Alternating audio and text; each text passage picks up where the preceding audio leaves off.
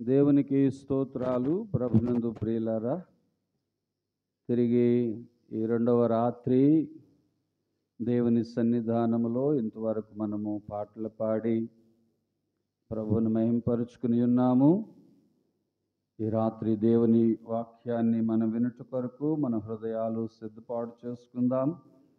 ప్రారంభ రాత్రి ఎంతో చక్కగా మరి దేవుని సన్నిధిలో కొద్ది సమయం మనం ప్రార్థించటానికి ప్రభు మనకు అవకాశం కలిగించారు. తిరిగి ఈ రాత్రి కూడా మనము దేవుని మాటలు వినిన తర్వాత మనము మన అవసరాల కొరకు, మన ఆత్మీయ మేలుల కొరకు, మన కుటుంబాల కొరకు మనము ప్రార్థించవలసిన వారమై ఉన్నాం. ఈ రాత్రి దేవుని వాక్య సందేశాన్ని అందించటానికి మన మధ్యలోనికి దేవుని దాసులు మరి కొండింగు మరి మూల్లంకలో పరిచర్య చేస్తున్నటువంటి రాజేశయ్య గారు మన మధ్యలోనికి వచ్చారు. వారు దేవుని వర్తమానాన్ని అందించే ముందు మనం ప్రార్థన చేసుకుందాం. అందరూ తలలు వంచినట్లయితే దేవుని మాటల కొరకై ప్రార్థనా మనసుతో మనము మన హృదయాలు దేవుని వాక్యం కొరకే సిద్ధపాటు చేసుకుందాం. మహిమ కలిగిన తండ్రి, పరిశుద్ధుడా, మీ ఘనమైన మీ శ్రేష్టమైన నామమునకు వందనాలు, స్తోత్రాలు తెలియచేస్తూ ఉన్నాము నాయన. ఈ రాత్రి తిరిగి మరి మా ప్రభా, మీరు మాకు అనుగ్రహించినటువంటి ప్రార్థనా కోడికలను బట్టి నీకు స్తోత్రాలు తెలియచేస్తూ ఉన్నాం. ఈ రాత్రి నాయన మరి ఇంతవరకు పాటలు పాడి మిమ్మల్ని ఆరాధించాము, మిమ్మల్ని స్తుతించాము నాయన. ప్రభా, తిరిగి మరి మీ దాసులైన వారు మీ పక్షాన్ని నిలబడుతూ ఉండగా మీరు నాతో, మాతో, అందరితో మీరు మాట్లాడండి. ఎదుగు మరి నాయన తెచ్చిన నీ బిడ్డలను బట్టి నీ కొందనాలు. వస్తున్నటువంటి నీ బిడ్డలు నాయన మరి త్వరపడి మీ సంధికి రావటానికి సహాయం చేయండి. ప్రతి విధమైన ఆటంకాలు తొలగించండి. నీ వాక్యాన్ని వినగలిగినట్లు, నీ వాక్యాన్ని విని దానిని గైకొనినట్లు మీరు మాకు సహాయమును దయచేయమని దేవా, సమస్త విషయాలు మీ చేతులకు అప్పగిస్తూ ప్రతి విధమైన సాతాను క్రియలు, అంధకార శక్తులు, అపవిత్రమైన కార్యాలను యేసు నామములో దూరపరచండి. మీ వాక్యం ఎక్కడ వెల్లడగుతూ ఉన్నదో అక్కడ వెలుగు కలుగుతుందని చెప్పావు. మేము మీ మాటలు వింటూ ఉన్నాము. మమ్మల్ని వెలిగించండి, మమ్మలను నాయన సరైన మార్గంలో నడిపించండి. మీ కొరకు విశ్వాస జీవితం కలిగి, ప్రార్థనా జీవితం కలిగి, పరిశుద్ధత కలిగి, ఆత్మీయత కలిగి మేము నడుచుకున్నట్లు సహాయమును దయచేసి మీరే మహిమ పొందుకుంటారని మా ప్రభు ప్రియరక్షకుడైన నజరేయుడైన యేసు క్రీస్తు నామములో ప్రార్థిస్తూ ఉన్నాం మా ప్రియ పరమ తండ్రి, ఆమేన్. దేవునికి స్తోత్రాలు. ఈ సమయంలో మరి రాజేశయ్య గారు మన మధ్యలో ఉన్నారు. వారు దేవుని వాక్యాన్ని మనకు అందిస్తారు. శ్రద్ధగా విందాం.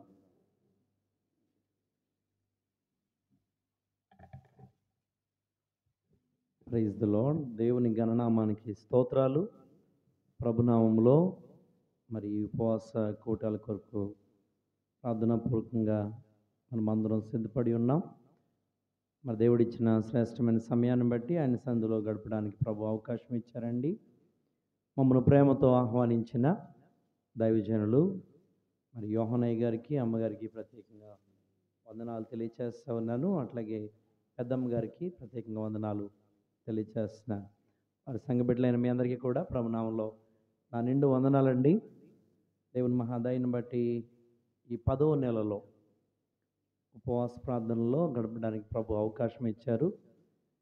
దేవుని లేఖనంలో ఓ శ్రేష్టమైన మాట మనకు తెలుసు.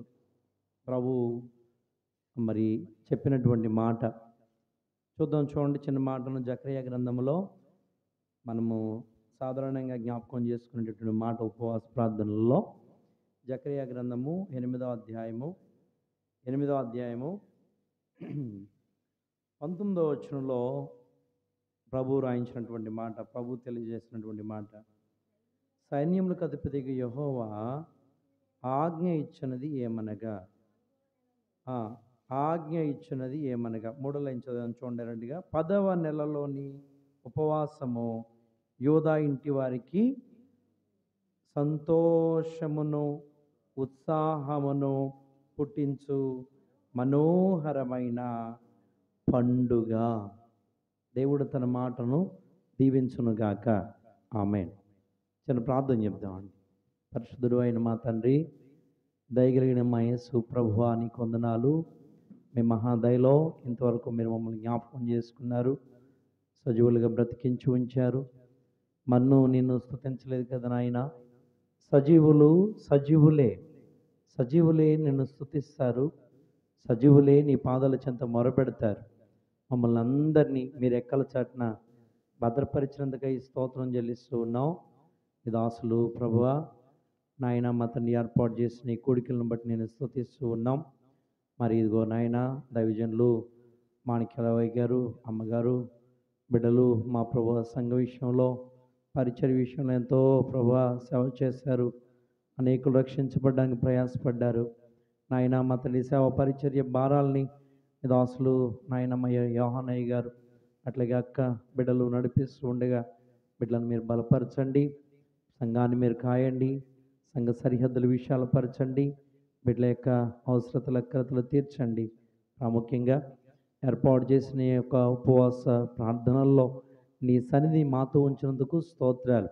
అల్పుడుగా నీ సన్నిధిలో నీ పక్షంగా నిలబడుతూ ఉండగా నన్ను మన్నించి సిలువ చాటును మరుగుపరిచి మీరు మాతో మాట్లాడి మమ్మల్ని మీరు బలపరచమని యేసు నామములో ప్రార్థించి వేడుకుంటున్నాం తండ్రి, ఆమేన్. దేవుని నామానికి స్తోత్రాలు. మరొకసారి మీ అందరికీ నా నిండు వందనాలండి. తెలియచేయబడిన మాట మనం చాలాసార్లు విన్నటువంటి మాటే. అందులో ఏమన్నారు అని అంటే ప్రభువే ఆజ్ఞాపించారట. అంటే ప్రభువు తెలియజేశారు. ఏమని తెలియజేశారు? 10వ నెలలోని ఉపవాస ప్రార్థన. దాన్ని ఎట్లా ప్రభు పిలిచారు అని అంటే పండుగగా. ఎట్లా పిలిచారు? పండుగగా పిలిచారు. అంటే ఉపవాస ప్రార్థన పండగ చేసుకున్నట్లుగానే చేయాలి అన్నాడు ప్రభు. ఉపవాస ప్రార్థన చేసేటప్పుడు కూడా, దేవుణ్ణి అడిగేటప్పుడు కూడా ఉత్సాహమును సంతోషమును పుట్టించే పండుగగానే మనము దేవుణ్ణి అడగాలట. కొంతమంది దేవుణ్ణి అడగాలి అన్నప్పుడు, ఉపవాసం ఉన్నప్పుడు ఇక ఉపవాసం ఉన్నాము అని తెలిసేటట్టుగానే వాళ్ళ యొక్క హావభావాలు కనబడుతూ ఉంటాయి. దేవుని ఉద్దేశం ఏంటి అని అంటే మనము ఉపవాసం ఉన్నప్పుడు అది పండుగగా చేసుకుని దేవుని పాదాల చెంతకు రావాలి. పండుగగా ఆచరించి ఇది పండుగ. ఇప్పుడు 10వ నెలలో అనేది ప్రభు చెప్పినటువంటి మాట ప్రకారమే ఉపవాస ప్రార్థనలో పండుగగా మనము చేసుకుంటున్నాం. దైవజనులు సవాస పక్షాన ఎన్నో సంవత్సరాలు ప్రయాసపడ్డారు. ఇట్లాంటి కూటాలను ఎన్నో ఏర్పాటు చేశారు. ఆ కూటాల ద్వారా మనము మరి బలపరచబడడానికి, తిరిగి మరలా పురుగొల్పుకోవడానికి, ఆత్మీయంగా మరలా మనం బలములు తెచ్చుకోవడానికి, ప్రార్థనలో దేవునితో గడపడానికి దేవుడిచ్చినటువంటి శ్రేష్టమైన తరుణాలు. రాత్రికాల సమయంలో మరి సహోదరులు దైవజనులు సిమోనయ్య గారు చాలా విషయాలు మరి మాట్లాడి బలపరిచారని మరి దాసులు తెలియజేసినప్పుడు విని సంతోషించాం. అవును, ఉపవాసం యొక్క ప్రాముఖ్యత ఏంటి, ఏ రీతిగా మనం దేవుని సన్నిధిలో ఉండాలి, ఏ రీతిగా ప్రార్థనలో ఉండాలి, సహవాసంలో ఉండాలి అనే విషయాలు. పిల్లరా, ఈ రాత్రి కూడా కొద్ది నిమిషాలు దేవుని సన్నిధిలో కొద్ది నిమిషాలు మనం ఉండి వాక్యం విని తర్వాత ఈ అంశాలు ఎత్తిపెట్టి మనం ప్రార్థనలో ఉందాం. తెలిసినటువంటి లేఖనాల నుంచే ఈ రాత్రి కొన్ని విషయాలు మనం ఒకసారి జ్ఞాపకం చేసుకుందాం. చూడండి, 2వ దినవృత్తాంతల గ్రంథం. చాలాసార్లు మనం విన్న మాటలు మరొకసారి ఆ సందర్భాన్ని బట్టి మనం జ్ఞాపకం చేసుకుందాం. 2వ దినవృత్తాంతల గ్రంథము 20వ అధ్యాయం. 2వ దినవృత్తాంతల గ్రంథము 20వ అధ్యాయము 3వ వచనం నుంచి చదువుదాం. చూడండి, పేజీ నెంబరు 374 పేజీ, పాత నిబంధన 374 పేజీ. అందుకు యెహోషాపాతు భయపడి యెహోవా యొద్ద విచారించుటకు మనస్సు నిలుపుకొని యూదాయంతటా ఉపవాస దినము ఆచరించవలనని చాటింపగా. చాలండి. ఈ అధ్యాయంలో మనకు యెహోషాపాతు రాజ్యం మీదకి వచ్చినటువంటి శత్రు సమూహం అంతా కనబడుతూ ఉంటుంది. ఆ పైన జ్ఞాపకం చేసుకుంటే 4 దిక్కుల నుండి కూడా శత్రువులు వచ్చారట. చూడండి ఒకసారి 2వ లైన్ నుంచి, అమోనీయులు, మోయాబీయులు, మోయోనీయులు కొందరు దండెత్తి యెహోషాపాతు మీదకి వచ్చారు. అంతలో సముద్రం ఆవల నుండి సిరియనులు వచ్చారు. అంటే ఇప్పుడు ఎన్ని దిక్కుల నుండి వచ్చారు? 3 + 1 4 దిక్కులు ఎన్ని ఉంటాయి మనకి? తూర్పు, పడమర, ఉత్తర, దక్షిణం 4 దిక్కులు ఉన్నాయి. ఇప్పుడు శత్రువులు ఎక్కడెక్కడి నుంచి వచ్చారు అనుకుందాం. ఫర్ ఎగ్జాంపుల్ తూర్పు నుండి, పడమర నుండి, ఉత్తరం నుండి, దక్షిణం నుండి 4 దిక్కుల నుండి వచ్చారు. సముద్ర మార్గం నుంచి వచ్చారు. మోయాబీలు, మోయోనీయులు, అమోనీయులు వచ్చారు. ఇంచుమించు 4 దిక్కులు మూసేశారు. 4 రోడ్ల జంక్షన్లో 4 దిక్కులు మూసేశారు. ఇప్పుడు ఏం చేయాలి? దిక్కులన్నీ మూయబడ్డాయి, ద్వారాలన్నీ మూయబడ్డాయి. ఇప్పుడు ఏం చేయాలి? ఏ దిక్కు కూర్చోడాలి? ఒక పాట ఉండేది, దిక్కిక నీవే గ్రకున రావే, మిక్కిలి మ్రోకుదు మ్రోకుదు మ్రోకుదు నీ చరణములే, నమ్మితి నమ్మితి నీ పాదములే పట్టితే, నీ పాదమునే పట్టితే, నీ చరణమునే నమ్మితి నమ్మితి నీ పాదమునే పట్టితే. దిక్కులన్నీ మోయబడ్డాయి యెహోషాపాతుకి. అప్పుడు దేవుని తట్టు చూడటానికి ఆయన ఒక్కడే కదట, సమాజం అంతటిని కూడా ఏం చేశాడు? సమకూర్చాడు. 2 విషయాలు ఇక్కడ మనకు కనబడుతున్నాయి. ఒకటి, వారందరూ మనస్సు నిలుపుకున్నారట. దేవుని దగ్గర విచారణ చేయడానికి, దేవుని అడగడానికి, దేవుని బ్రతిమాలుకోవడానికి, దేవుని సహాయం కొరకు వారు మనస్సు నిలుపుకున్నారు. రెండవ మాట, వారు ఉపవాస దినాన్ని ఆచరించడానికి సమకూర్చుకున్నారు వారందరినీ కూడా. దేవుని బ్రతిమాలుకోవడానికి, దేవుని దగ్గర శరణు వేడుకోవడానికి. ఇక దిక్కు నీవే, దిక్కులన్నీ మోయబడ్డాయి, నీవు తప్ప మాకు దయ చూపించేవారు, సహాయం చేసేవారు మరెవ్వరూ కూడా లేరు.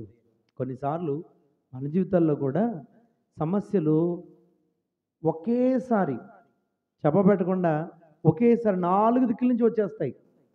ఒక సమస్య ఇంకా తీరకముందే మరో సమస్య, ఇది తీరకముందే మరో సమస్య, ఇది తీరకముందే మరో సమస్య. కొన్నిసార్లు అనిపిస్తుంది, కట్టుకుని మా మీదకే వచ్చేసేయండి సమస్యలన్నీ, ఇబ్బందులన్నీ ఒకేసారి మా మీదకి వచ్చేసేయండి అనిపిస్తుంది. యెహోషాపాతు రాజుకు జరిగింది కూడా అదే. సమస్యలన్నీ ఒకేసారి వచ్చాయి, శత్రువులందరూ ఒకేసారి వచ్చారు. అయితే దేవుణ్ణి బట్టి ధైర్యం తెచ్చుకుని మనస్సు నిలుపుకున్నాడు. దేవుని దగ్గర విచారణ చేయటానికి ఏం చేశాడంట? మనస్సు నిలుపుకున్నాడు. దేశమంతా కూడా ఉపవాస దినం ఆచరించారు. దేవుణ్ణి బ్రతిమాలుకుంటే సహాయం వస్తుంది అనేటువంటి ఒక నిరీక్షణతో. ఒక మాట మీ జ్ఞాపకం చేస్తాం చూడండి. ఒకసారి సమూయేలు గ్రంథం, మొదటి సమూయేలు గ్రంథము 1వ అధ్యాయం, మనకు తెలిసినటువంటి మాట చూద్దాం చూడండి. 1వ అధ్యాయం, మొదటి సమూయేలు గ్రంథము 1వ అధ్యాయము 11వ వచనం చదువుదాం చూడండి. 10వ వచనం 11వ వచనం, 10వ వచనం 11వ వచనం.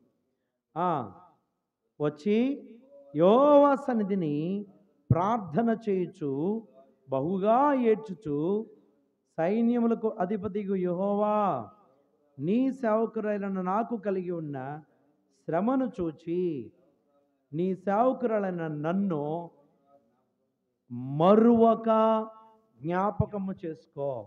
ఏం చేయాలంట? మరువక జ్ఞాపకం చేసుకో. యెహోషాపాతు దేవుని సందులో మనసు నిలుపుకున్నాడు దేవుని యొద్ద విచారణ చేయడానికి.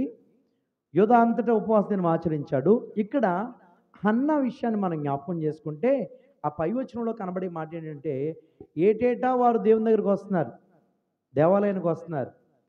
ఏటేటా పెనిన్నా హన్నాను ఇబ్బంది పెడుతూనే ఉంది అని రాయబడింది, బాధ పెడుతూనే ఉందని రాయబడింది. ఆ బాధను బట్టి అంట పండగకు వచ్చేది కానీ భోజనం చేయకుండా పస్తుండేదట. ఆ పై వచనంలో ఉంటుంది చూడండి మాట. ఆవిడ వస్తుంది కానీ ఎప్పుడు కూడా భోజనం చేసేది కదట. 8వ వచనంలో ఆమె పెనిమిటి అయిన ఎల్కానా, అన్నా నీవెందుకు ఏడ్చుచున్నావు? నీవు భోజనము మానుటే ఎలా? మందిరానికి వచ్చాం, పండగ చేసుకుంటున్నాం, వచ్చి విందు చేసుకుంటున్నప్పుడు నువ్వేం మానేస్తున్నావు? భోజనం మానేస్తున్నావు. అవును, ఆవిడకున్న బాధను బట్టి, ఇబ్బందిని బట్టి ఆవిడేం చేసిందంట? భోజనం మానేసి, ఇంచుమించు ఇప్పుడు మనం అనుకోవచ్చు ఫాస్టింగ్ ఉంటుంది. ఇక శ్రమను బట్టి ఏం తెచ్చుకుంటుంది? ఫాస్టింగ్ ఉంటుంది, ఉపవాసం ఉంటుంది. ఉపేక్షించుకుంది అనే మాట మనం విన్నాం నేను కదా. ఉపవాసం ఉంచుకుంది, ఇక ఉపేక్షించుకుంది. ఇక నువ్వే ప్రభువా, నాదంటూ ఏం లేదు, నాకు సహాయం చేసేది నీవే, నీవు నాకు సహాయం చేయకపోతే నా నా నా నింద, నా భారం, నా పరిస్థితి మారదు ప్రభువా. అక్కడ కొన్ని ప్రాముఖ్యమైన విషయాలు మనకు కనబడుతున్నాయి ఆ వచనంలో. చూడండి మరొకసారి 11వ వచనంలో అక్కడ ఏమని ప్రార్థన చేస్తుంది అని అంటే, అయ్యా నీవు నాకు సహాయం చేయి. మొట్టమొదటి మాట నా శ్రమను చూడు అంది. ఏమంది? ఒకటి శ్రమను చూడు ప్రభువా అని అంది. రెండవ మాట నన్ను జ్ఞాపకం చేసుకో. ఒకటి నా శ్రమను చూడు, రెండోది నన్ను జ్ఞాపకం చేసుకో. మూడో మాట చూడండి, అక్కడ నీ సేవకురాలైన నన్ను మర్చిపోవద్దు. నా శ్రమను చూడు నాయనా, నన్ను జ్ఞాపకం చేసుకో నాయనా, నన్ను మర్చిపోవద్దు, దయచేసి నా ఎడల సహాయాన్ని చేయి ప్రభువా. శ్రమను చూడు, మర్చిపోవద్దు, జ్ఞాపకం చేసుకో, నా యందు దయ ఉంచు నాయనా. దయ ఉంటే ఏం కలిగిద్ది? దేవుని కార్యం జరిగిద్ది. దేవుని దయ మానవుని మీద దిగొస్తే ఏం జరిగిద్ది? దేవుని కార్యం జరిగిద్ది. జ్ఞాపకం చేసుకో నాయనా అని అంటే ఏంటండి? మర్చిపోయాడనా? ప్రభువు మర్చిపోతారా అసలే? మనమన్నా ప్రభువును మర్చిపోతామేమో కానీ ప్రభువు మాత్రము మనల్ని మర్చిపోరండి. మనం నిజంలో కొన్నిసార్లు మనమన్నా ప్రభువును మర్చిపోతామేమో కానీ ప్రభువు మనల్ని మర్చిపోరు. ఇప్పుడు చంటి పిల్లల చెయ్యి పెద్దవారు పట్టుకుంటే విడిచిపెట్టరు.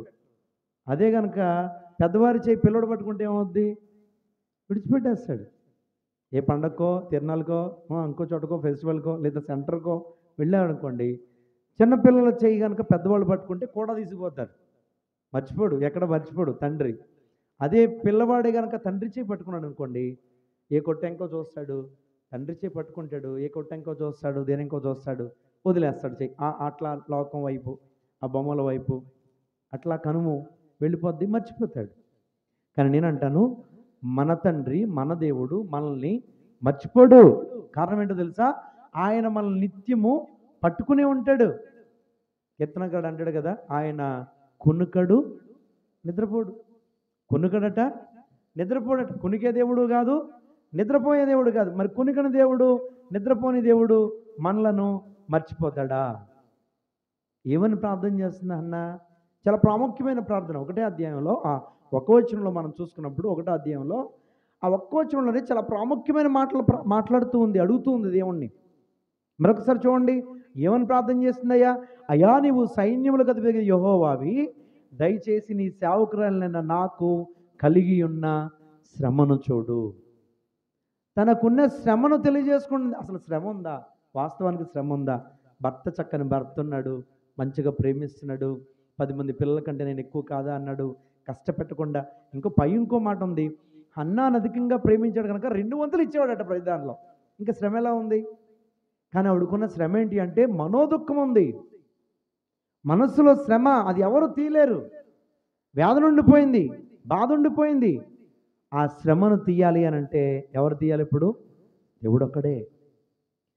నీ శ్రమను తీయాలి అని అంటే దేవుడు ఒక్కడే. దేవునికే సాధ్యం. కొన్ని విషయాలు మన జ్ఞానాన్ని బట్టో, మన బలాన్ని బట్టో, మన బలగాన్ని బట్టో, ఆస్తిపాస్తులను బట్టో, అందాన్ని బట్టో, మరో దాన్ని బట్టో అవి సాధ్యం కాదు. కానీ దేని వలన సాధ్యం అవుతాయంటే దేవుని వలన మాత్రమే సాధ్యం అవుతాయి. ఆమేన్ చెప్దామా? ఆమేన్. దేవుని వలన మాత్రమే సాధ్యం అవుతాయి. ఆయన మన శ్రమను ఒకసారి ఆయన తిరిగి చూడాలి. ఆవిడ చాలా స్పష్టంగా చెప్తూ ఉన్నమాట, నాకు కలిగి ఉన్న శ్రమను చూడు నాయన. రెండో మాట అంటుంది, నీ సేవకురాలైన నన్ను మర్చిపోవద్దు ప్రభువా. నన్ను మర్చిపోవద్దు ప్రభువా. తరాలు మారినా, యుగాలు మారినా ఆయన మారనటువంటి దేవుడు కదా, మర్చిపోని దేవుడు కదా, వాగ్దానం చేసి దాన్ని నెరవేర్చే దేవుడు కదా. ఆవిడ మరలా బ్రతిమాలుకుంటుంది, దయచేసి నన్ను మర్చిపోవద్దు నాయన. మరలా చెప్తుంది, దయచేసి నన్ను మర్చిపోవద్దు, నీవు నన్ను జ్ఞాపకం చేసుకో. నా శ్రమను చూడు, నన్ను మర్చిపోవద్దు, నన్ను జ్ఞాపకం చేసుకుని దయచేసి నా ఎడల కార్యం జరిగించు నాయన. దయచేసి నా ఎడల సహాయం దయచేయి నాయన. ఆ కింద వచనంలో ఉంటుంది, ఆవిడ ప్రార్థన ఏదైతే చేసిందో అదే ప్రార్థన దేవుడు విని ఆవిడ్ని జ్ఞాపకం చేసుకొనెను అని ఉంది. చూడండి ఏం చేశాడంటే దేవుడు ఆవిడని ఏం చేశాడు? తిరిగి జ్ఞాపకం చేసుకున్నాడట. దేవుడు ఏ మాట అయితే ఆవిడ బ్రతిమాలుకుందో, దేవుని సందులో మొరబెట్టుకుందో ఆ విషయాన్ని బట్టి దేవుడు ఆవిడ్ని జ్ఞాపకం చేసుకున్నాడు. దేవుడు ఆవిడ్ని దర్శించాడు. 19వ వచనంలో ఉంటుంది, తర్వాత వారు ఉదయమందు వేగిరమి లేచి యెహోవాకు మ్రొక్కి తిరిగి రామాలోని తమ ఇంటికి వచ్చిరి. అంతటా ఎల్కానా తన భార్యకు హన్నాను కూడెను. యెహోవా ఆమెను జ్ఞాపకం చేసుకొనెను. ఏమని అడిగింది దేవుని సందులో? జ్ఞాపకం చేసుకొని ఆయన, దయచేసి నన్ను జ్ఞాపకం చేసుకో, నన్ను మర్చిపోవద్దు, నాకు సహాయం చేయి. దానికి ముందు ఒక మాట మీకు జ్ఞాపకం చేసి, ఆవిడ భోజనం చేసేది కాదు అని. కడుపులో ఆహారం లేదు అంటే ఏముంది? ఉపవాసం ఉంది. ఉపవాసంతో దేవుని సందులో మొరపెట్టుకుంది, బ్రతిమాలుకుంది. కనుక ఆ మొరను దేవుడు విన్నాడు. విన్న దేవుడు ఊరుకుంటాడా? దేవుడు విని ఊరుకుంటాడా? యెషయా గ్రంథంలో అంటాడు కదా, విననేరకుండానట్లు నా చెవులు మందం కాదు. దాని కింద ఏమంటాడు మరలా? సహాయము చేయకుండానట్లు నా హస్తము కురుచు కాదు.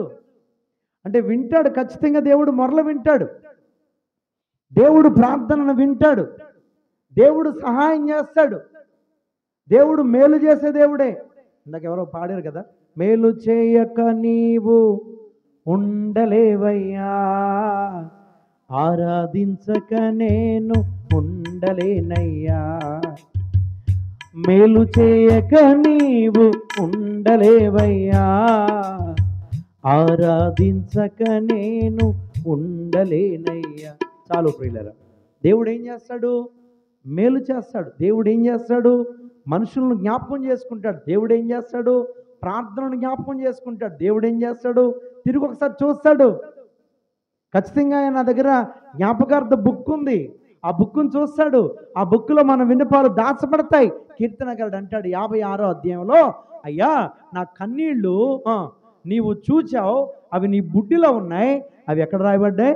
కవిలలో, కవిలలో, పుస్తకాలలో. చూడండి 56వ అధ్యాయం చదవండి, సాయం చేయండి ఒకసారి అన్నమాట. నా కన్నీళ్ళు నీ బుడ్డిలో ఉంచబడి ఉన్నవి, అవి నీ కవిలలో కనబడును కదా. కవిలలు అనగా పుస్తకం అన్నాడు పుట్టినోట్లో. ఏమన్నాడు చూడండి, కవిల అన్న చోట పుట్టినోట్లో కింద రాస్తాడు పుస్తకములో.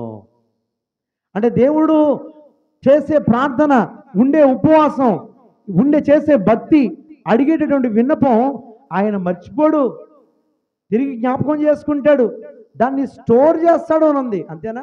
బుడ్డిలో దాచి ఉంచడం అంటే ఏంటి? అందరికీ ఉండే గట్టిగా ఆమె చెప్పండి ఒకసారి. దాచి ఉంచడం అంటే ఏంటండి? స్టోర్ చేయడం. ఇప్పుడు చాలామంది నీళ్లు ట్యాప్స్ వచ్చినప్పుడు పైన ఒక ట్యాంక్ ఉంటుంది. ట్యాప్ వాటర్ అంతా ఎక్కడ తీసుకెళ్తాం?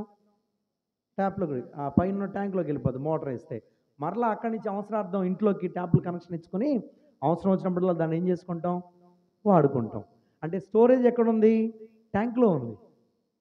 దేవుడు కూడా మనం చేసేటటువంటి ప్రార్థన ఆయన దగ్గర స్టోర్ చేస్తాడు, దాన్ని దాచి ఉంచుతాడు దేవుడు అని ఉంది.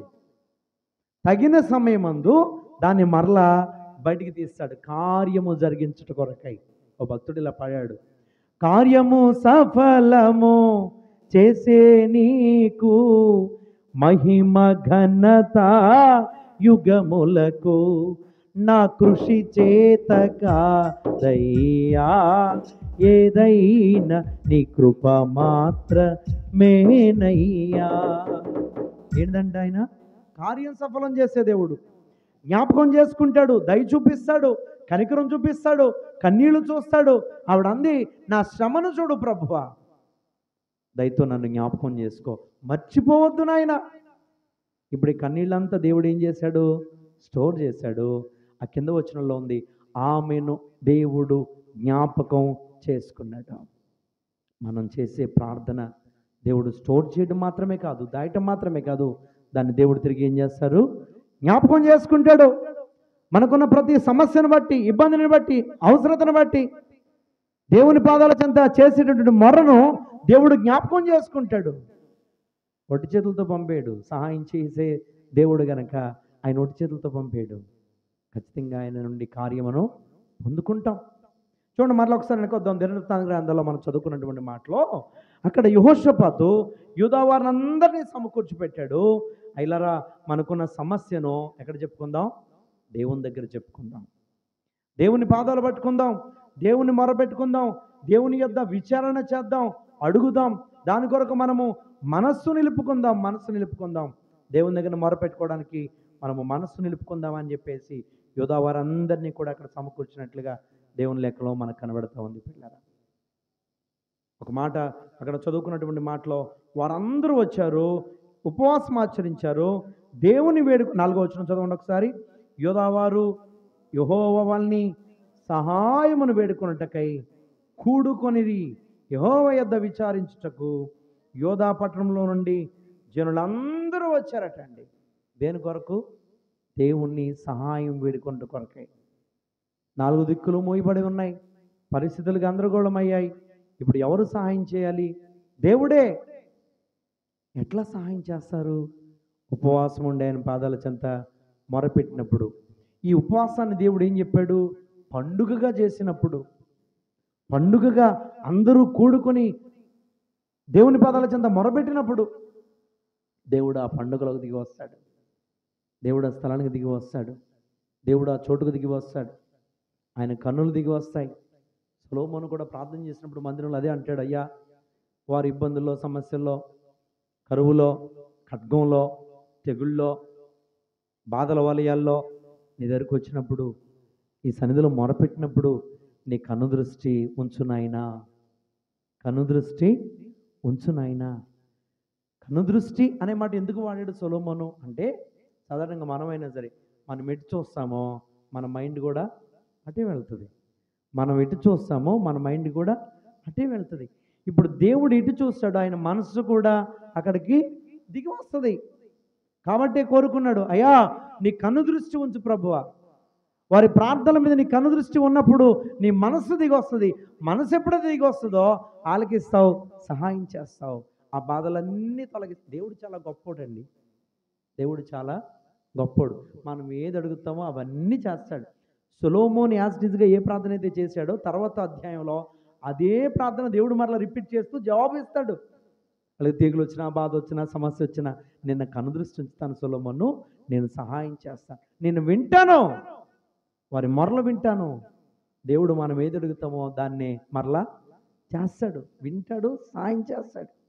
దేవుడు అన్యాయస్తుడు కాదండి. ఆయన మేలు చేయక మానే దేవుడు కాదు.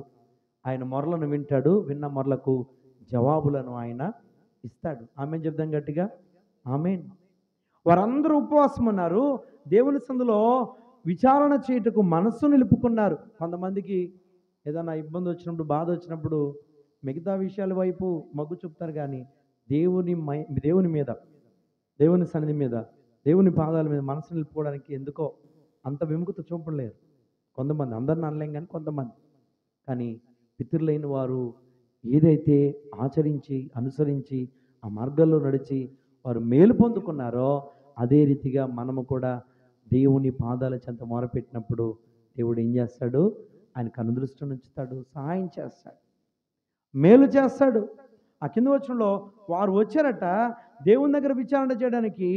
వారందరూ కూడా కూడుకొని దేవుని సహాయం కొరకు ఎదురు చూస్తూ ఉన్నారు, దేవుని కనికరానికి ఎదురు చూస్తూ ఉన్నారు. ఇప్పుడు ఈ మొరలో విన్న దేవుడు వారికి సహాయం చేస్తాడా, చేయడా? చేస్తాడు. జ్ఞాపకం చేసుకుంటాడా, జ్ఞాపకం చేసుకోడా? జ్ఞాపకం చేసుకుంటాడు. బ్రతిమాలుకుంటున్నారు. ఏమని బ్రతిమాలుకుంటున్నారు? కింద వచనాలకు వస్తారు కదా, అంటాడు, అయ్యా మాకు సహాయం చేయి ప్రభువా, మాకు శక్తి లేదు నాయన. చూడండి 13వ వచనం, 12వ వచనం, 13వ వచనం చదివితే అక్కడ 12వ వచనం అంటారు, మా మీదకి వచ్చు ఈ గొప్ప సైన్యముతో యుద్ధము చేయుటకు మాకు శక్తి చాలదు, ఏమి చేయుటకు మాకు తోచదు, నీవే మాకు దిక్కు. ఎవరంట? నీవే ప్రభువా మాకు దిక్కు, మమ్మల్ని జ్ఞాపకం చేసుకోవా, నీవే మాకు దిక్కు. ఏం చేయాలో దిక్కు తోచట్లేదు, ఏం చేయాలో పరిస్థితులు గందరగోళం అయిపోయాయి, ఇబ్బందులు పెరిగిపోయాయి, సమస్యలు పెరిగిపోయాయి, ఎటు దిక్కు తోచని పరిస్థితిలో ఉన్నాం. నీవే మాకు దిక్కు నాయన. 2 రోజులు కూడా కాదు, నిన్న మొన్న అవతల మొన్న ఏమొచ్చింది? ఏం తుఫాను చెప్పాలి? ఏం తుఫాను? దానికి ఒక విచిత్రమైన పేరు పెట్టారు కదా. ఆ తుఫాను చాలా బీభత్సాన్ని సృష్టించింది, రాత్రి తెరపించింది. మొన్న రాత్రి వేసినటువంటి గాలికి విపరీతమైనటువంటి పరిస్థితికి ఇంచుమించుగా చాలా భయానకమైనటువంటి స్థితి కనబడింది. దేవుని మహాకృప మన ప్రాంతాలను దేవుడు క్షేమంగానే ఉంచారా లేదా? క్షేమంగా చాలా ప్రాంతాల్లో ఈ పరిస్థితి లేదు. చాలా ప్రాంతాల్లో ఈ పరిస్థితి కనబడలేదు. గందరగోళం అయిపోయింది, అస్తవ్యస్తం అయిపోయింది పరిస్థితి. నేను ఒక మాట అంటాను, మానవుడు సృష్టికి భయపడతాడు కదా, భయపడ్డా. గట్టిగా మెరుపు వస్తే భయం, గట్టిగా గాలిస్తే భయం, గట్టిగా పిడుగొస్తే భయం, గట్టిగా వర్షం పడితే భయం కదా, సృష్టికి భయపడతాడు. ఇప్పుడు సృష్టి చేసిన సృష్టికర్తకు భయపడాలా వద్దా? ఆయన ఎదుట మనసు నిలుపుకోవాలా వద్దా?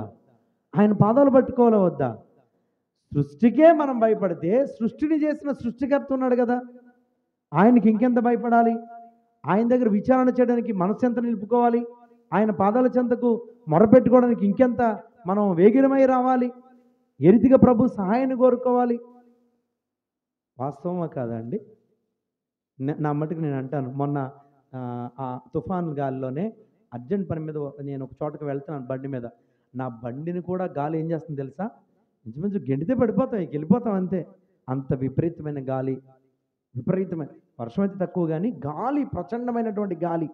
ఆ గాలి వేసినప్పుడు కూడా మానవులుగా మనకేం కలిగిద్ది? సాధారణంగా భయం. ఆ కాలువబారు ఉన్న కొండంగి కాలువబారు ఉన్న చెట్లన్నీ పడిపోయాయి. గవర్నమెంట్ వాళ్ళు పాతిన పెద్ద పెద్ద చెట్లు అయిపోయినాయి, మొత్తం పడిపోయాయి. నాకు అనిపించింది, ఆ టైంలో ఎవరన్నా ఆ కాలువ గట్టంట బండి వేసుకుని వెళ్తే ఏ చెట్టు అన్న మీద పడిపోవచ్చు కదా, ఏమైనా జరగవచ్చు కదా, పిల్లల ఏ పరిస్థితి అయినా రావచ్చు కదా. కానీ దేవుడు గొప్పవాడు, ఏ అనానుకూలతలకు మనల్ని అప్పచెప్పలేదు. ఆయన సహాయాన్ని మనకు అందించాడు. ఆయన కృపచేత మనల్ని క్షేమంగా ఉంచారు ఆయన. ఇప్పుడు సృష్టికి భయపడితే సృష్టికర్తకు మరింత భయపడాలి.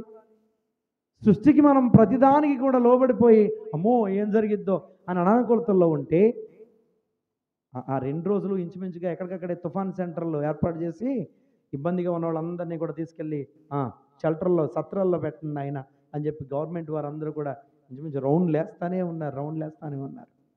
కారణం ఏంటి? ఎక్కడ కూడా ఎటువంటి నష్టం వాటిల్లిద్దో, ఎటువంటి ఇబ్బంది కలిగిద్దో.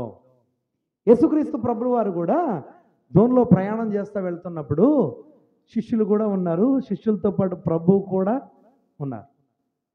ప్రభువు ఉన్న దోని మీద అలలు ఎగిసిపడ్డాయి, తుఫాన్ రేగింది. వారు అన్నారు, ప్రభువా మేము నశించిపోతున్నాం, మీకు చింత లేదా ప్రభువా అన్నారు. ఇప్పుడు నేను అంటాను, ఇందాక చెప్పాను, తండ్రి చేయి పట్టుకుంటే వదలడు, అదే పిల్లోడు పట్టుకుంటే వదిలేస్తాడు. ఇప్పుడు నేను అంటాను, ప్రభువు మనల్ని మర్చిపోతాడా? అన్న ప్రార్థన చేసింది, మర్చిపోవద్దు నాయన, జ్ఞాపకం చేసుకో నాయన. ప్రభువు శిష్యులతోనే ఉన్నారు, తుఫాన్ రేగింది, అలజడి వచ్చింది. వాళ్ళు ఏమన్నారు? అయ్యా మేము నశించిపోతున్నాం, నీకు చింత లేదా? నువ్వు సహాయం చేయవా?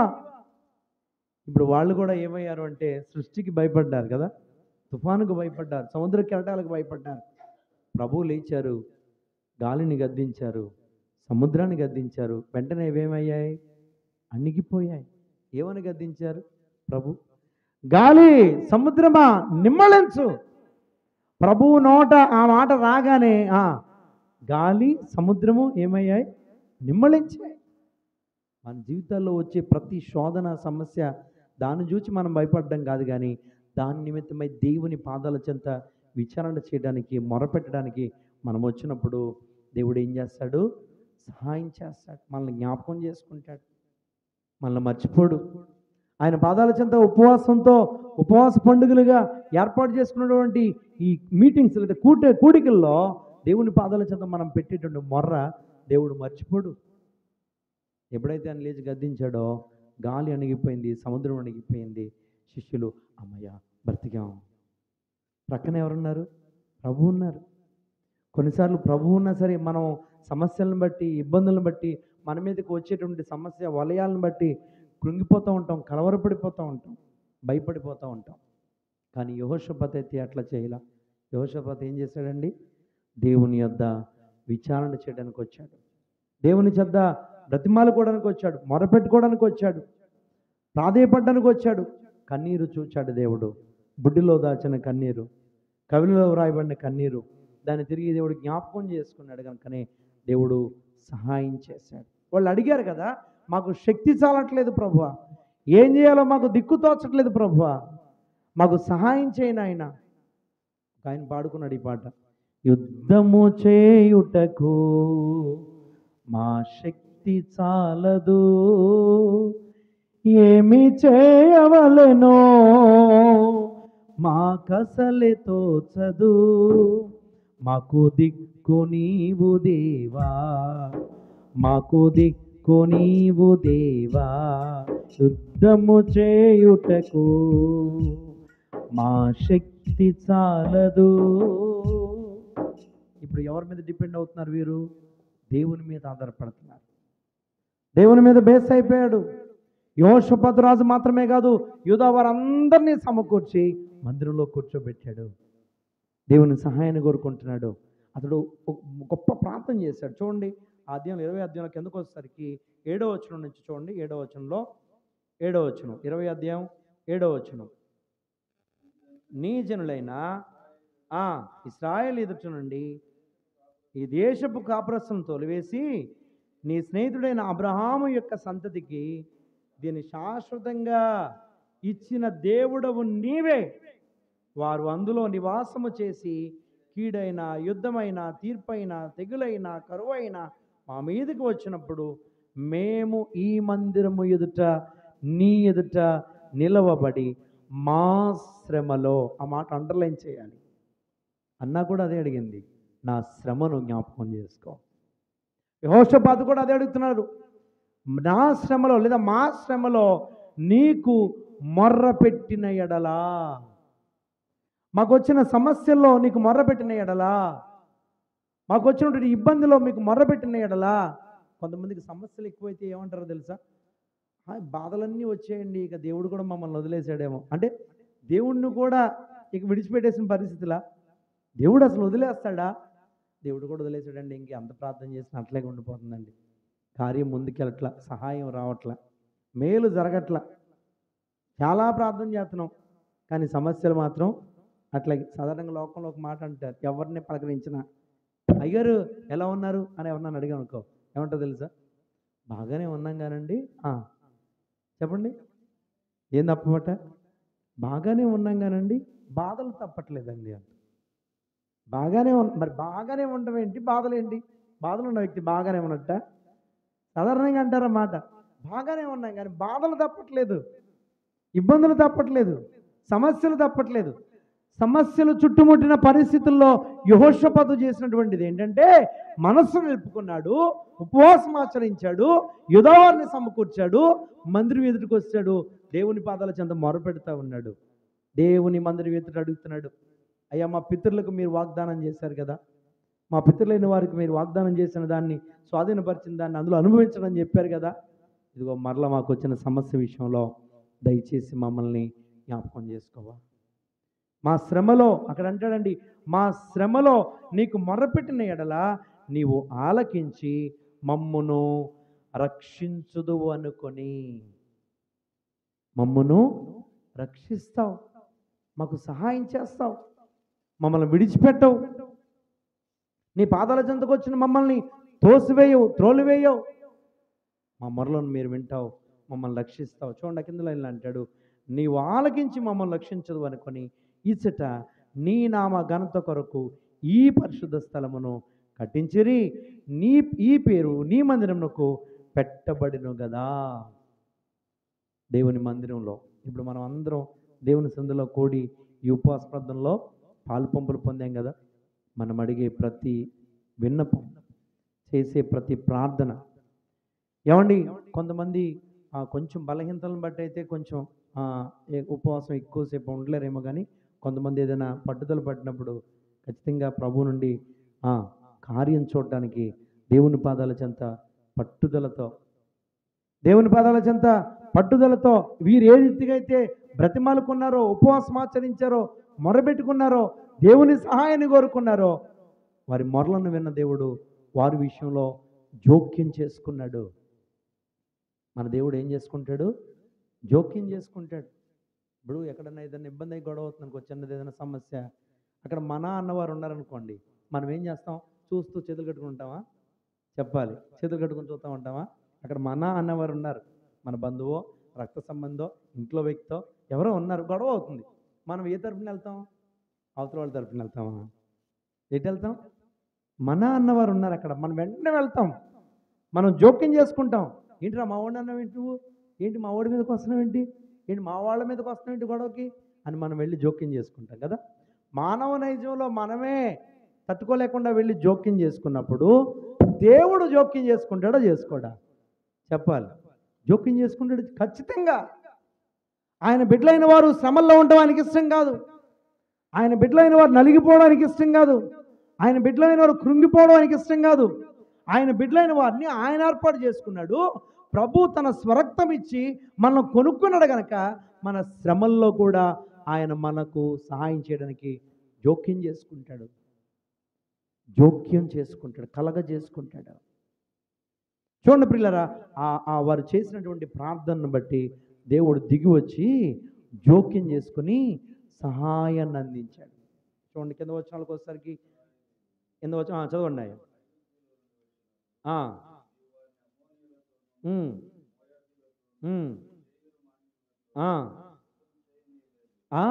ఏం చేయనిదంట? శత్రువులు చాలామంది వచ్చారు, కానీ వారిని యుద్ధం చేయనివ్వలే. మరి ఎవరు చేశారు? నువ్వే చేశావు, నువ్వే సహాయం చేశావు, నీవే జోక్యం చేసుకున్నావు. ప్రభువా, మీరు ఆనాడు జోక్యం చేసుకున్నారు, ఈనాడు కూడా మా పక్షాన సహాయం చేయండి, మా పక్షాన మేలు చేయండి ప్రభు అన్నారు కదా. క్రీస్తు ప్రభు చెప్పిన ఒక మాట, అడుగుడి మీకివ్వబడున్, వెదకండి మీకు దొరుకును, ప్రతివాడు అడిగి పొందునని అభయమునిచిన యేసయ్యా, అభయమునిచిన యేసయ్యా, దీనదయాళుడ నీ దాసుని ప్రార్థన. చాలు ప్రియులారా, దేవుడే చెప్పాడు, మీరు అడగండి, మీరు అడిగితే నేనేం చేస్తాను?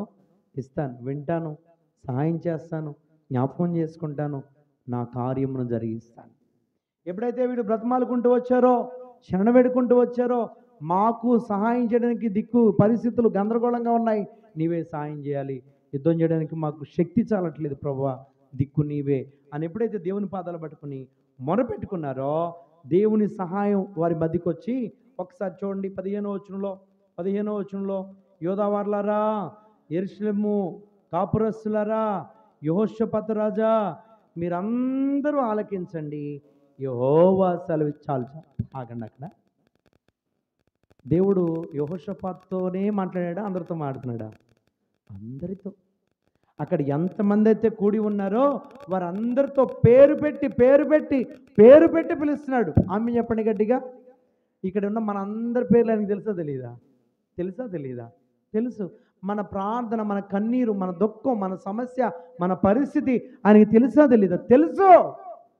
ఆయన అందరూ ఎరిగినవాడు కనుకనే అందరి పేర్లు పెట్టి, యూదావార్లారా, ఇశ్రాయేల్ కాపురస్తులారా, యెహోషాపాతు రాజా, పిన్ పాయింట్ ప్రతి వారిని కూడా A to Z ఏది మిస్ చేయకుండా అందరినీ ఎరిగిన దేవుడు, అందరి కన్నీరు చూచే దేవుడు, అందరి సమస్యలు ఎరిగిన దేవుడు, అందరి బాధ తెలిసినటువంటి దేవుడు ఆయన.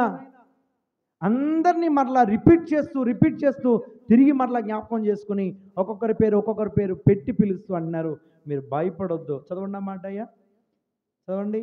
మీరందరూ ఆలకించండి, ఈ గొప్ప సైన్యమునకు మీరు భయపడకుడి, జడియకుడి.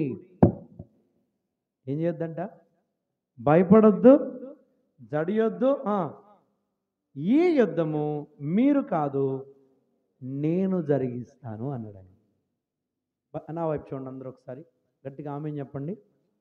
భయపడొద్దు, జడియొద్దు. ఈ రెండు తోడు, భయము, జడుపు.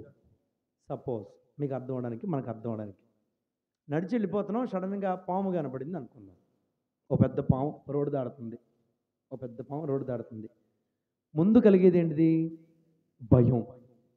తర్వాత వచ్చేది ఏంటి? జడుపు. సరే, భయానికి జడుపుకి కొంచెం వ్యత్యాసం చూద్దాం. భయపడగానే గుండె అమ్మో అంటది. జడుపు ఎట్లా ఉంటుంది అంటే ఆటోమేటిక్ కాళ్ళు వెనక్కి పడతాయి. వెనక్కి పడితే ఎదరికి పడతాయా? జడిసేవాడు ముందుకు వెళ్తాడు, వెనక్కి వస్తాడా? చెప్పాలి. జడుపు వచ్చిందండి, ముందుకు పడద్దా అడుగు, వెనక్కి పడద్దా? ఇప్పుడు పాము వెళ్ళిపోయింది, రోడ్డు దాడుతుంది, చూడగానే ఏం కలిగింది? ముందు భయం, అమ్మో అన్నాం. తర్వాత ఏం కలిగింది? జడుపు వచ్చింది. జడుపులో ఏం జరిగింది? వెనక్కి పడింది అడుగు, ఎదరగా పడదు. దేవుడు ఏం చెప్తున్నాడు తెలుసా? భయపడొద్దు, జడవద్దు. అరే నువ్వు భయపడొద్దు. రెండోది, నీ అడుగు వెనక్కేయొద్దు. నీ అడుగు వెనక్కేయొద్దు. అర్థం చేసుకోండి. భయపడొద్దు మొదటిది, అసలు భయం వద్దు నీకు. రెండు, జడవద్దు, నీ అడుగు వెనక్కేయొద్దు. గొల్లియాతు వచ్చాడు యుద్ధానికి, తొళ్ళగొడతా ఉన్నాడు. ఇశ్రాయేలు అందరూ భయపడి జడిశారు. ఇజ్రాయిల్లే కాదు, సౌలు రాజు కూడా ఏం చేశారంటే భయపడి జడిసి అడుగు వెనక్కి వేశారు. కానీ దేవుడు యెహోషాపాతుతో చెప్తున్న మాట ఏంటి తెలుసా? భయపడొద్దు. యోధావార్లారా, ఇశ్రాయేలు కాపురస్తులారా, యెహోషాపాతు రాజా, మీరు భయపడొద్దు, జడియొద్దు, అసలు కాలు వెనక్కేయొద్దు. వారిని చూసి మీరు కాలు వెనక్కేయద్దు. ఇది ఎలా సాధ్యం? 4 దిక్కులు మూసేశారే శత్రువులు, ఈయనేంటి భయపడొద్దు అంటున్నాడు? జడవద్దు, భయపడవద్దు, జడవద్దు అని అంటున్నారు. చిన్నప్పుడు నేను 3rd క్లాస్లో ఎప్పుడో చదువుతున్నప్పుడు ఓ పాట విన్నాను. నేను 3rd క్లాస్లో ఇప్పుడు హాస్టల్లో చదువుతున్నప్పుడు అక్కడ చర్చిలో పెద్ద పాస్టర్ గారు పాడేవారు. భయము చెందకు భక్తుడా, ఈ లోకాపు మాయాలు చూచినప్పుడు. భయము చెందకు భక్తుడా, ఈ లోకాపు మాయాలు చూచినప్పుడు. భయము చెందకు నీవు, దిగులు చెందకు నీవు, ప్రాణం పెట్టిన యేసయ్యున్నాడు. ఓ భక్తుడా, జీవం పోసిన యేసయ్యున్నాడు. చాలు ప్రియులారా, ఆ పాట చాలా ఇష్టం నాకు. చిన్నప్పుడు ఎప్పుడో విన్నాను ఆ పాట. భక్తుడా, నా బిడ్డ, నువ్వేమవద్దు, భయపడొద్దు, జడవద్దు. యుద్ధము మీరు కాదు, ఇప్పుడు ఎవరు చేస్తారు యుద్ధం? నేను చేస్తానన్నాడు దేవుడు. దాని వెనక ఉన్న కారణం ఏంటంటే వారు ఉపవాసం ఉన్నారు, దేవుని యొద్ద అడగడానికి మనస్సును నిలుపుకున్నారు, సమాజంగా కూడుకున్నారు, దేవుని సందులో దేవుని పాదాల చెంతన మొర్ర పెట్టుకున్నారు. కనుక దేవుడు వారి మొర్లను ఆలకించి దిగివచ్చాడు. దేవుడు ఆ స్థలానికి దిగివచ్చాడు. దేని కొరకు? సహాయం చేయడానికి, దేని కొరకు? దయ చూపించడానికి, దేని కొరకు? వారిని జ్ఞాపకం చేసుకోవడానికి, దేని కొరకు? వారి భయాన్ని తొలగించడానికి, దేని కొరకు? వారి విషయంలో జోక్యం చేసుకోవడానికి, దేవుడు సహాయం చేయడానికి. మీరు జడవద్దు, భయపడొద్దు, మీ పక్షాన యుద్ధాన్ని నేను చేస్తాను, నేను చేస్తాను. కొన్నిసార్లు మన ఆత్మీయ జీవితంలో కూడా శోధనలు ఎక్కువైనప్పుడు ఆత్మీయ జీవితంలో కూడా కొంచెం చలరిపోయే పరిస్థితులు ఉంటాయి, వెనకంజ వేసే పరిస్థితులు ఉంటాయి. పూర్వం చేసినంత ప్రార్థన చేయలేం, శోధన ఎక్కువైపోయే కొలది కొంచెం ఆందోళన. కానీ దేవుడు అంటున్నాడు, ఆ ఆందోళన అన్నీ తీసివేస్తాను, భయపడొద్దు, జడవద్దు, భయపడొద్దు, జడవద్దు, నేను మీకు సహాయం చేస్తాను, మీ పక్షాన యుద్ధం చేసేది నేనే, మీరు ధైర్యం కలిగి ముందుకు సాగండి. యెహోషాపాతు రాజుకు గొప్ప జయాన్ని ఇచ్చాడు, యోధా వారికి గొప్ప జయాన్ని ఇచ్చాడు, ఇశ్రాయేలీ కాపురస్తులకు గొప్ప జయాన్ని ఇచ్చాడు. అంత మాత్రమే కాదు, వారు యుద్ధం చేయకుండానే శత్రువుల మీద దేవుడు జయమిచ్చాడు. మన దేవుడు జయశాలి, ఆయన మనకు కూడా ఏమిస్తాడు? జయం. మన దేవుడు ఓడిపోడు, మనల్ని ఓడిపోనివ్వడు. ఈ మాట చెప్పండి, మన దేవుడు ఓడిపోనివ్వడు. మనల్ని ఓడిపోనిచ్చే దేవుడు కాదండి. మనం అపజయం పాలవడం ఆయనకి ఇష్టం కాదండి. అయితే అపజయం పాలు కాకూడదు అని అంటే దేవుని పాదాల చెంతకు రావాలి, మనసు నిలుపుకోవాలి, మొరపెట్టుకోవాలి. ఇట్లాంటి ఉపవాస ప్రార్థనలో మరెక్కువగా దేవుని సందులో మనము గోజాడుకోవాలి. ద్వారా కలిగింది ఏంటంటే వారికి జయం వచ్చిందట. దేవుడు వారికి జయం ఇవ్వటమే కాదు, శత్రువులకు ఉన్నదంతా కూడా, ఆ సొమ్మంతా కూడా దేవుడు వీరికి అనుగ్రహించినట్లు చేశాడు, మేలు చేశాడు. శత్రువు మీద జయము వచ్చింది. రెండోది, శత్రువులకు ఉన్నదంతా కూడా వీరు తీసుకునేటట్లుగా దేవుడు చేశాడు. యుద్ధం ఎవరు చేశారు? దేవుడే. యుద్ధం దేవుడే. ఇందాక నేను జ్ఞాపకం చేశాను కదా, ఇజ్రాయేలీలందరూ కూడా భయపడి జడిసిన పరిస్థితులు ఉన్నాయి. కానీ ఎవరు జడవలేదు తెలుసా? దావీదు జడవలేదట. దావీదుకు భయం లేదా? దావీదుకు భయపడలేదట. కారణం ఏంటో తెలుసా? యుద్ధం చేసేటటువంటి ప్రభువు ఉన్నాడు, యుద్ధం చేసేటటువంటి దేవుడు ఉన్నాడు. యేసయ్య మన పక్షమున ఉండగా మనకు అండగా ఏ విరోధి మన ముందు నిలిచుండడు. ఏ విరోధి మన ముందు నిలిచుండడు. హరిహో ఓ హరిహా హాయి హాయి హాయి ఏసుంటే చాలోయి. హాయి హాయి హాయి బ్రతుకంతా పండగోయి. చాలు ప్రియులారా. ఎవరుంటే? దేవుడు మన పక్షాన ఉంటే. యెహోషువ పక్షాన ఎవరున్నారు? యూదా వారి పక్షాన ఎవరున్నారు? ఇజ్రాయేల్ కాపురస్తుల పక్షాన ఎవరున్నారు? దేవుడే. ఆయనే వారి పక్షాన ఉండడానికి ఎందుకని జ్ఞాపకం చేశాను, జోక్యం చేసుకోవడానికి దిగి వచ్చాడు. కనుకనే వారి విషయంలో గొప్ప కార్యం చేశాడు. శత్రువు మీద, అపవాది మీద, శోధనల మీద, బలహీనతల మీద దేవుడు మనకేమిస్తాడో తెలుసా? జయమిస్తాడు. నమ్మితే ఆమెన్ చెప్దామా? ఆమెన్. దేవుడు మనకు జయమిస్తాడు. కొన్నిసార్లు బలహీనతల సమస్యలు అలుముకొని 4 దిక్కుల నుండి ఒకేసారి ఒక ప్రాబ్లం అని హాస్పిటల్కి వెళ్తే డాక్టర్ గారు ఏమంటారు తెలుసా? ఈ స్కానింగ్, ఆ స్కానింగ్, 4 ప్రాబ్లం అంటాడు లోపల. ఒక సమస్యను వెళితే 4 సమస్యలు, ఒక ఇబ్బందిని వెళ్తే 4 ఇబ్బందులు. ఇలా నేను అంటాను, అపవాది శోధనల మీద దేవుడు మనకి ఏమిస్తాడు తెలుసా? జయమిస్తాడు. బలహీనతల మీద జయమిస్తాడు. ఆర్థిక ఇబ్బందుల మీద జయమిస్తాడు. కుటుంబ అసమాధాన పరిస్థితుల మీద జయమిస్తాడు. బిడ్డల విషయాల్లో గొప్ప కార్యాలు చేస్తాడు. కుటుంబ పరిస్థితుల్లో గొప్ప కార్యాలు చేస్తాడు. సమస్యలు అలుముకున్న వేళ దేవుడు మన పక్షాన దిగి వచ్చి జోక్యం చేసుకుని జయమిస్తాడు. అయితే మనం చేయాల్సింది ఏంటంటే దేవుని యొద్ద విచారణ చేయడానికి మనస్సు నిలుపుకోవాలి. అందుకే ఈ ఉపవాస ప్రార్థనలు, అందుకే సేవకులు ఏర్పాటు చేసే ఉపవాస ప్రార్థనలు సేవకుల కోసమో లేదా ఇంకో దానికోసమో కాదండి. దేనికోసం? క్షేమం కోసం. దేవుని యొద్ద మనస్సు నిలుపుకున్నప్పుడు దేవుడు కార్యం చేస్తాడు. దేవుని యొద్ద అడిగినప్పుడు దేవుడు సహాయం చేస్తాడు. ప్రతి అనానుకూలతను దేవుడు తొలగించి గొప్ప కార్యాలతో మనలను తృప్తిపరుస్తాడు. ఆయన యొద్ద మనస్సు నిలుపుకొని ప్రతి పరిస్థితిని ఆయన దగ్గర పోసుకొచ్చినట్లు చెప్పేయడమే. ఎట్లా చెప్పేయాలా? పోసుకొచ్చినట్లు చెప్పేయాలి. సపోజ్ చిన్నపిల్లలు ఉంటారు, వాళ్ళకి స్కూల్లో తెల్లవారు ఏం కావాలో చెప్పారనుకోండి, రేపు పొద్దున్న ఇవి తీసుకురంటారు అని, వెంటనే సాయంత్రం రాగానే ఏం చెప్తారు? రాగానే చెప్పేస్తారు. రేపు పొద్దున్న ఫలానా ఫలానా ఫలానా చెప్పారు, ఇవన్నీ తీసుకురామన్నారు, లేదు పలాంద లేదు, నాకు ఇవన్నీ కావాలి అని వరుస లిస్ట్ చదువుతారనమాట. మనం కూడా అదే లిస్ట్ దేవుని ముందు పెట్టినప్పుడు దేవుడు ఏం చేస్తాడు? కార్యాలు చేస్తాడు. దేవుడు ఏం చేస్తాడు? సహాయం చేస్తాడు. దేవుడు ఏం చేస్తాడు? మేలు చేస్తాడు. దేవుడు ఏం చేస్తాడు? దిగి వచ్చి జోక్యం చేసుకుంటాడు, మేలు చేస్తాడు. ఈ ఉపవాస ప్రార్థనలో ఒక్క మాటను మీ జ్ఞాపకం చేసి త్వరగా వాక్యాన్ని ముగిద్దాం. చూడండి, మనకు తెలిసిన భాగం లూకా శుభవార్తలో, లూకా శుభవార్త చిన్న భాగాన్ని చదువుకుందాం. చూడండి, లూకా శుభవార్త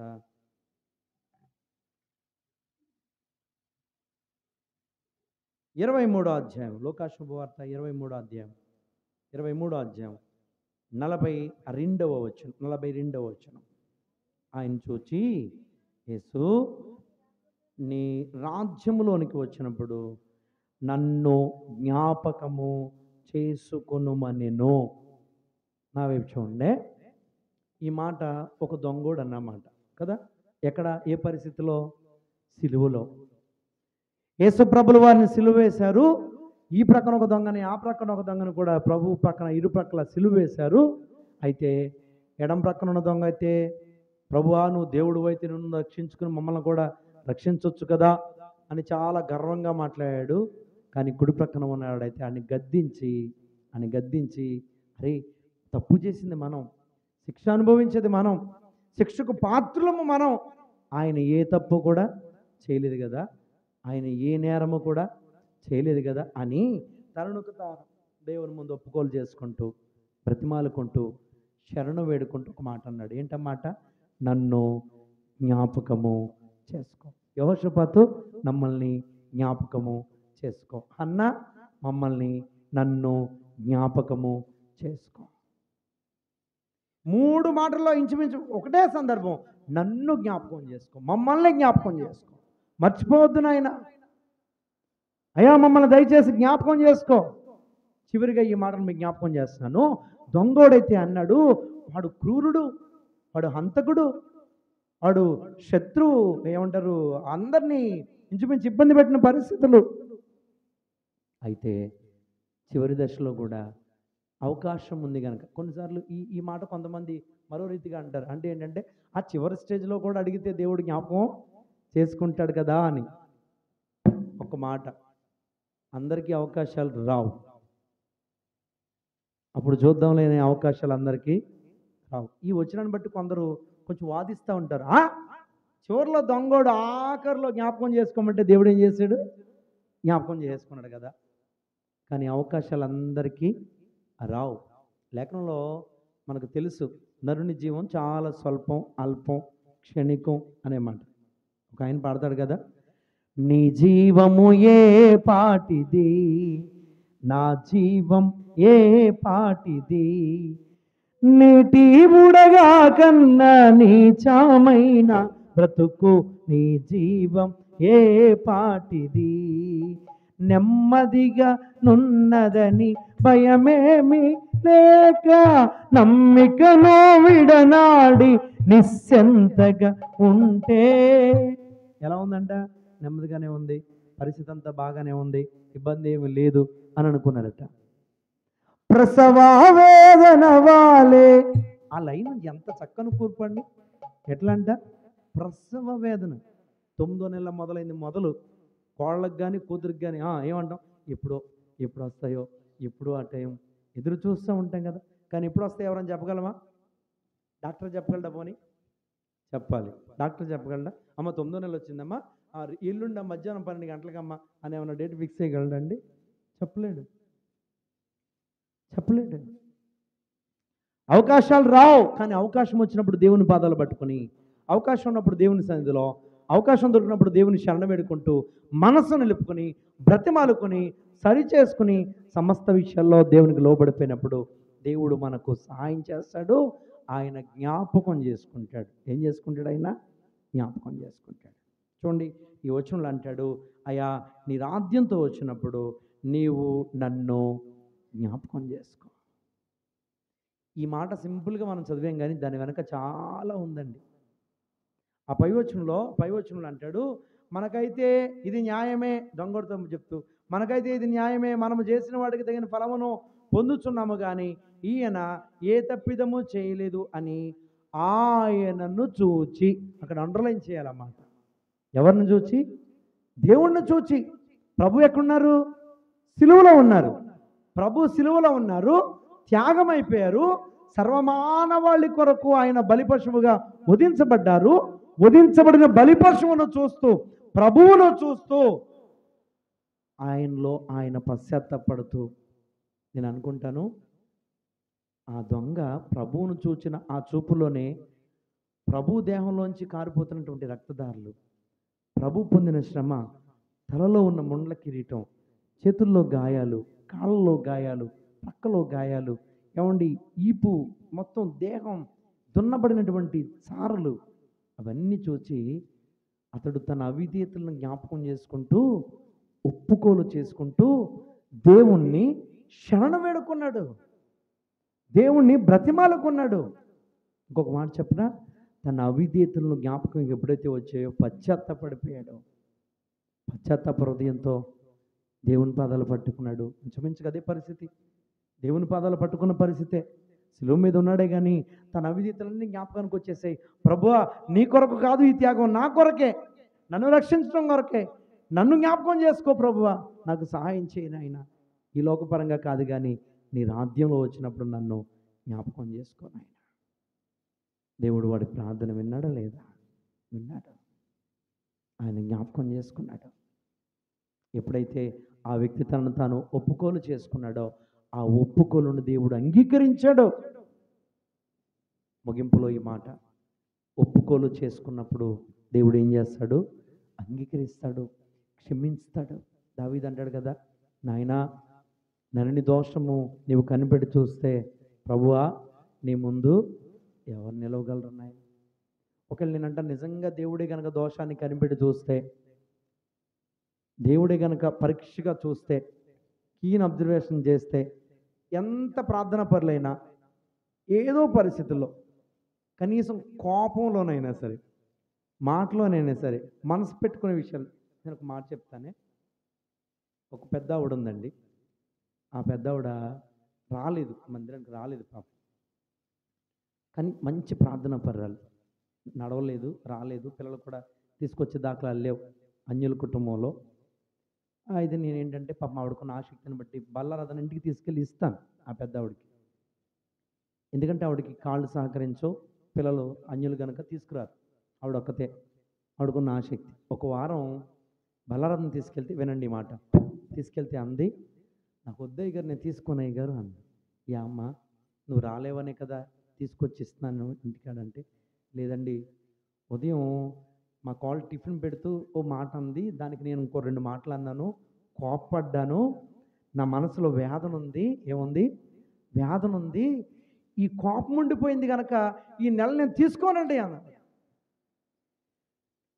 చూడండి ఎంత పశ్చాత్తాపము. ప్రభు శరీరక్తాలు స్వీకరిస్తున్నాను కనుక నాలో ఉన్న ఆ కోపం ఉండిపోయింది. ఉదయమే నేను కోప్పడిపోయాను, మాటకు మాట అనేసాను, కాబట్టి నేను తీసుకున్నాయి గారు.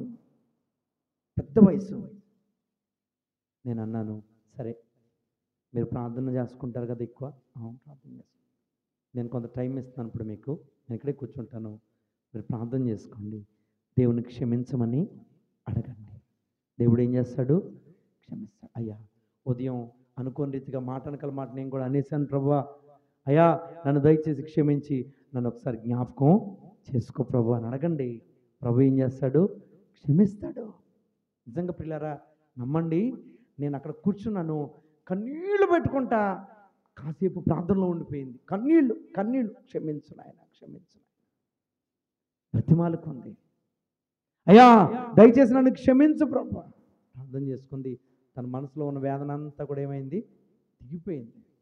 అవును, ఈ ఉపవాస ప్రార్థనలో కూడా మన వేదన అంతా కూడా తీర్చుకునే అవకాశాలు ఇవి, మన బాధ అంతా చెప్పుకునే అవకాశాలు ఇవి, మన ఇబ్బంది అంతా, మన ఆత్మీయ పరిస్థితి అంతా మరొకసారి సరి చేసుకునే అవకాశాలు ఇవి.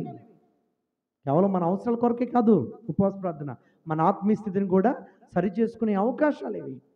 దొంగ తన అవిధేతను క్షమించమని బ్రతిమాలుకున్న ఆ పరిస్థితి, దయచేసి నన్ను జ్ఞాపకం చేసుకునైనా అని అడిగినటువంటి ఆ పరిస్థితి, క్షమాపణ వేడుకున్నటువంటి అవకాశం, బ్రతిమాలుకున్నటువంటి అవకాశం, పశ్చాత్తాపడినటువంటి అవకాశం. పశ్చాత్తాపడ్డాడు, శరణు వేడుకున్నాడు. దేవుడు ఆ వ్యక్తిని ఏం చేశాడు? జ్ఞాపకం చేసుకున్నాడు. ఎట్లా జ్ఞాపకం చేసుకున్నాడు? క్షమించి జ్ఞాపకం చేసుకున్నాడు. దేవుడు క్షమించి తన కృపలో తన అవిధేయతలన్నీ మన్నించి ప్రభువు చివరిగా అన్నాడు. నేను జస్ట్ ఆ ఒక్క వచనమే చాలాసార్లు దాన్ని రిపీట్ చేసినప్పుడు నేను అనుకుంటూ ఉంటాను, ఎంత పశ్చాత్తాపడకపోతే, ఎంత ఒప్పుకోలు చేసుకోకపోతే, ఎంత ప్రార్థన చేసుకోకపోతే దేవుడు వెంటనే నేడే నీవు అనే మాట అని ఉంటారు కదా. నేడే నీవు నాతో కూడా పరదేశంలో ఉంటావు, పరలోకంలో ఉంటావు, మినీ పరలోకం వెళ్దాం మన ఇద్దరం. నేడే నీవు అని ప్రభువు చెప్పారు అని అంటే అతను ఎంత మొరబెట్టుకుని ఉంటాడో, నన్ను జ్ఞాపకం చేసుకుని ఎంత వేదన పడి ఉంటాడో, ఎంత బ్రతిమాలుకుని ఉంటాడో. యోషోపత్ ఎంత బ్రతిమాలుకుని ఉంటాడో, యోధావారు ఎంత బ్రతిమాలుకుని ఉంటారో, అన్నా ఎంత బ్రతిమాలుకుంటుందో. జవాబు రావడం వెనుక ఎంత పశ్చాత్తాపం, ఎంత కన్నీరు, ఎంత ప్రార్థన ఉందో. దేవుని యందు మనస్సు నిలిపి దేవుని సన్నిధిలో ఉండి మొరపెట్టుకుని బ్రతిమాలుకుని శరణు వేడుకుని, మా శక్తి కాదు ప్రభువా, మా బలం కాదు నాయన ప్రభువా. దావీదు అంటాడు కదా, కొందరైతే గుర్రములను బట్టి రథములను బట్టి అతిశయిస్తారు, నేనైతే ఎవరిని బట్టి? దేవుణ్ణి బట్టి. ఆయనే నా బలం, ఆయనే నా ఆశ్రయం, ఆయనే నా సహాయం. ఆయనే నా కోట, నా కొండ, నేను నమ్ముకున్న నా ఆశ్రయ దుర్గం, నా రక్షణ శృంగం. ఎన్ని పదాలు వాడాడు. పూర్తిగా డిపెండ్ ఆన్ గాడ్, దేవుని మీద పూర్తిగా ఆనుకున్నాడు, ప్రార్థన చేశాడు, జై జీవితాన్ని ఇచ్చాడు. ఈ రాత్రి నన్ను మనం జ్ఞాపకం చేసుకున్నాం. ఆవిడ అడిగింది అదే, నన్ను జ్ఞాపకం చేసుకో ప్రభువా. యోషపాతును, యూదా వారిని, ఇజ్రాయేల్ జనాంగాన్ని జ్ఞాపకం చేసుకున్నాం. వారు కూడా అడిగింది అదే దేవుని సందులో, మమ్మల్ని జ్ఞాపకం చేసుకో ప్రభువా. చివరిగా సిలువలో ఏమండి కాసేపట్లో మరణానికి, ఇబ్బందికి, ఏమండి సమస్యకు, ఇంచుమించు ప్రాణాపాయంలో ఉన్నటువంటి ఆ వ్యక్తి అడిగింది అదే, దయచేసి నన్ను జ్ఞాపకం చేసుకో ప్రభువా. ఆ చివరి స్టేజ్లో బతికించడం ఇంకో విషయం కాదు, ఆయనకు కావాల్సింది రక్షించు ప్రభువా, జ్ఞాపకం చేసుకో ప్రభువా. ఆ మొరలు దేవుడు విన్నాడు కనుకనే ప్రతి ఒక్కరి విషయంలో ఇందాక చదువుకున్నాం కదా, యూదావార్లరా, ఇజ్రాయేల్ జనాంగమా, యెహోషాపాతు రాజా, పేరు వరుసలు పెట్టి ప్రభు మరలా తిరిగి జవాబును ఇస్తున్నాడు. ఈ రాత్రి దేవుడు మనల్ని కూడా ఆ రీతిగా మన కుటుంబాల వారీగా, మన బిడ్డల వారీగా, మన వారీగా ఆయన ఎరిగిన దేవుడు కనుక మన కన్నీరు చూస్తాడు, మన మొరలను వింటాడు, మనల్ని తిరిగి జ్ఞాపకం చేసుకుంటాడు. ఆత్మీయంగా బలపరచడానికి, ఆరోగ్యంగా బలపరచడానికి, ఆర్థికంగా బలపరచడానికి, ఆయన రాజ్యానికి సిద్ధపరచడానికి మనల్ని తిరిగి పుగొల్పి తన శక్తి చేత నింపుతాడు, మనల్ని జ్ఞాపకం చేసుకుంటాడు. అటు రీతిగా ప్రభు సహాయాన్ని మనకు అందించలాగిన దేవుని పాదాలు పట్టుకుని మొరపెట్టుకుందాం, ప్రార్థన చేసుకుందాం. దేవుడి మాటలు దీవించునుగాక. ఆమేన్. తల వంచండి, ప్రార్థన చేసుకుందాం.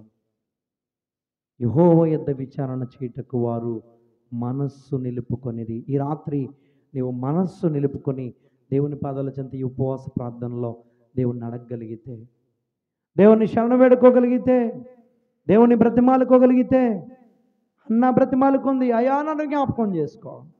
యోషపాతు రాజు బ్రతిమాలుకున్నాడు, అయా మమ్మల్ని జ్ఞాపకం చేసుకో. సిలువలో దొంగ బ్రతిమాలుకున్నాడు, అయా నీ రాజ్యంతో వచ్చినప్పుడు నీవు నన్ను జ్ఞాపకం చేసుకో. దాని వెనక చాలా పశ్చాత్తాపం ఉంది, చాలా వేదన ఉంది, చాలా కన్నీరు ఉంది, చాలా దుఃఖం ఉంది. మొరపెట్టుకున్నారు, బ్రతిమాలుకున్నారు, శరణం వేడుకున్నారు, ప్రాధేయపడ్డారు, అంగలార్చారు. అన్న ఏడ్చింది అనే అన్న మాట వ్రాయబడి ఉంది. ఏడ్చింది దేవుని సందులో, ఏడ్చి ప్రార్థన చేసింది అని. దేవుని సందులో రాత్రి రెండవ కోడికలో విన్న వర్తమానాన్ని బట్టి కొద్దిసేపు ప్రార్థనలో ఉందామండి. ప్రభువా మమ్మల్ని జ్ఞాపకం చేసుకోవా, నా ఆత్మీయ స్థితిని ఒకసారి జ్ఞాపకం చేసుకోవా, నన్ను మరలా బలపరచవా, నా కుటుంబ పరిస్థితిని ఒకసారి జ్ఞాపకం చేసుకోవా, నన్ను మరలా బలపరచవా. దేవుని శరణ వేడుకుంటూ మొరపెట్టుకుందాం, ప్రార్థన చేసుకుందాం. కొద్ది నిమిషాలు ప్రార్థనలో ఉందాం. ప్రార్థన